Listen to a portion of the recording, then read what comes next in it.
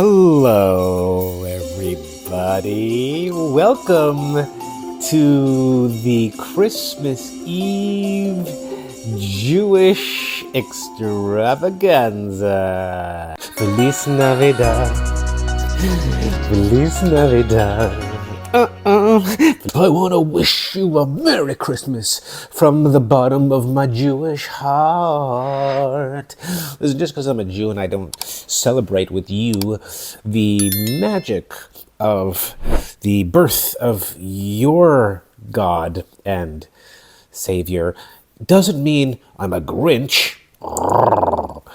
I'm here to wish you Christians, or those who celebrate Christmas, a very Merry Christmas. I know there's nothing more that you would want to be doing other than watching me, your favorite neighborhood Polish Canadian Jew, talk about Christmas and the Jews, but that's what you're gonna get. So have yourself a merry little Christmas. Somebody actually asked me once if singing Christmas carols is against the Jewish religion. Well, what would Rudolph the Red-Nosed Reindeer think about that? In fact, it's not. No. My story, though, is a little peculiar. When I was 4 years old, my mother and father, who were both, well, they still are both Jews, divorced. It's such a sad, it's fine. It was a long time ago. But my mother remarried a Catholic. And what did I get along with his Catholicism? Christmas. Now let me tell you, from the age of 4 or 5 years old until their unceremonious divorce, was kind of an asshole. We celebrated Christmas, well, at least until I moved out of the house to go to school around 18, 19. But that's, at least 15 years of my life where I celebrated Christmas. We both did. I mean, we both, meaning my sister and I. We loved Christmas because what's not to love? It's the most magical holiday of the year. Well, when you're a kid, it's the most magical holiday of the year because it means presents. I loved presents. I still remember the year that Nintendo came out onto the market and we got one for Christmas. There's this video of my sister and I pretending to faint because we're so excited that we got a Nintendo for Christmas. Not only did we love Christmas, we had like the most Christmassy house on the block. You would have no idea that there were Jews living in this house.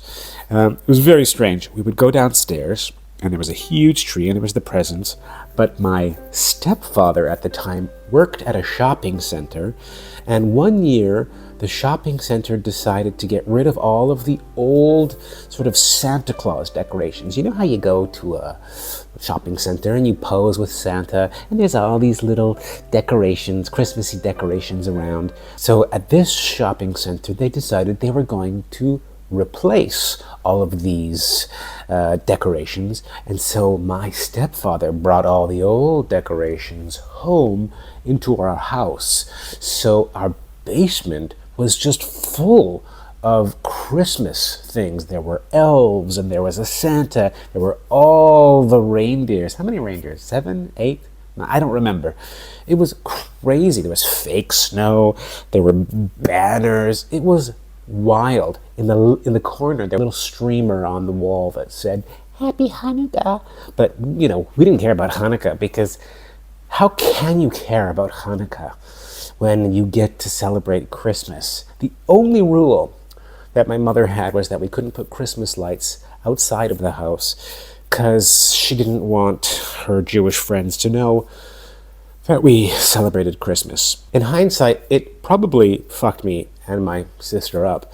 And it's particularly confusing around this time of year because, I still have this little excitement that comes into my belly around Christmas time. I'm not like your normal Christmas Jew. So I don't always know what to do on Christmas time. And so I decided to take a little bit of time to research what the Jews do on Christmas. I did post a YouTube short recently talking about the tradition of Jews watching movies and eating Chinese food on Christmas. Now, the watching movies part is pretty obvious. Why would you go watch a movie? Because if the movie theater is open and you're not celebrating Christmas, you need something to do, and so you go to the movies. I was bemoaning the fact that in Poland the movie theaters close on Christmas. How rude. Anyways, I get it. It's fine. We'll work it out. But the Chinese food restaurant thing was something that I didn't really understand, and I believe I understand it a little bit more, and it comes out of New York City.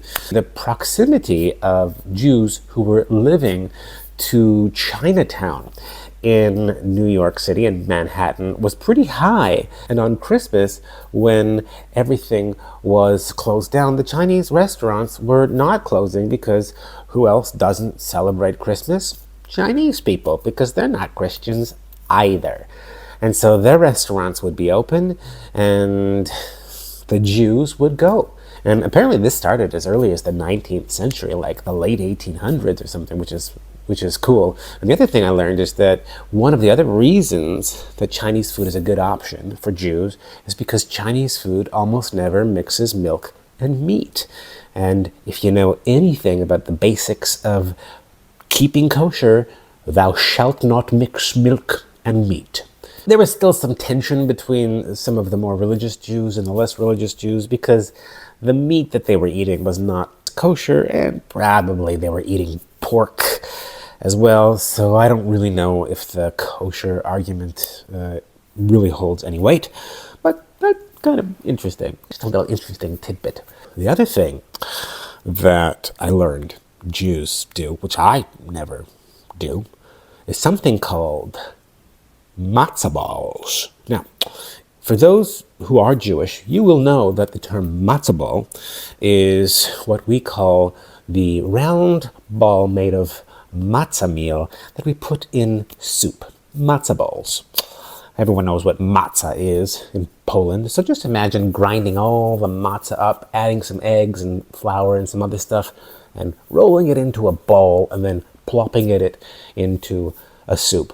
Interestingly, my grandmother used to call it Nittel Nacht, but I'm not here to talk about little round balls of matzah. I'm here to talk about parties. Woo! Apparently, on Christmas Eve, young Jews would go to things called Matzah Balls. A ball, like a ball, like a ball.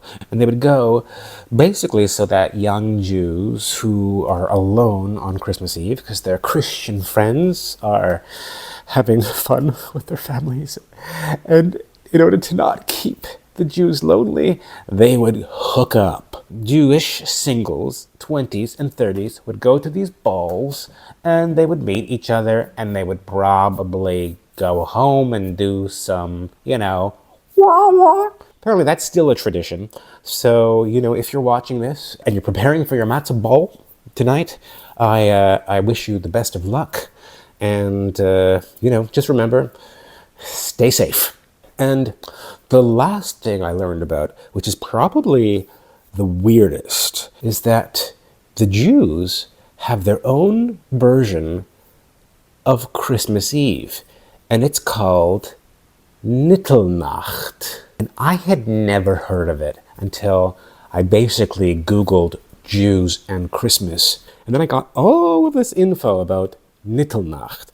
The word nittel probably comes from the word nittle, which is Hebrew for hanged one, which is what Jews apparently used to refer to Jesus as the hanged one.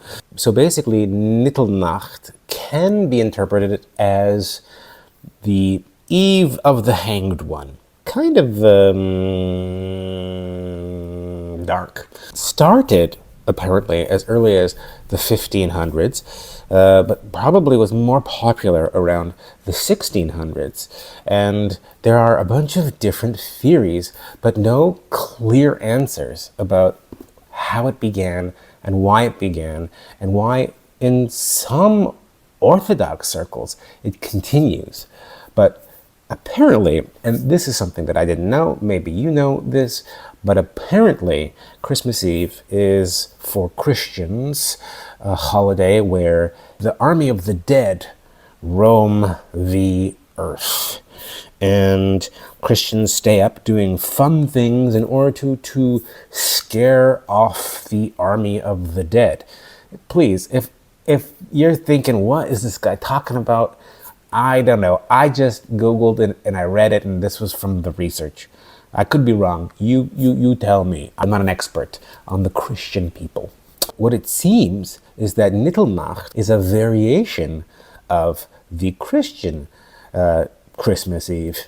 And on this night, the Jews also sort of stay up playing games, but they don't believe there's an army of the dead roaming. They just believe that Jesus is roaming. And, the Jews do have a complicated relationship to Jesus. The Jews did believe that Jesus was an apostate. And so Jesus roaming the earth dead for Jewish people was apparently a bit of a dangerous night, potentially, for the Jews. And so there are things that they would decide not to do on that night in order to kind of keep the spiritual pathways closed, to not allow the spirit of Jesus to kind of infiltrate the Jewish people.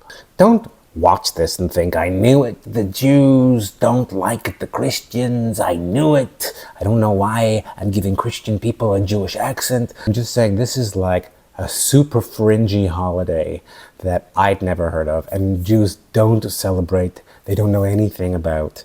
And so I'm just kind of sharing this weird and wackiness.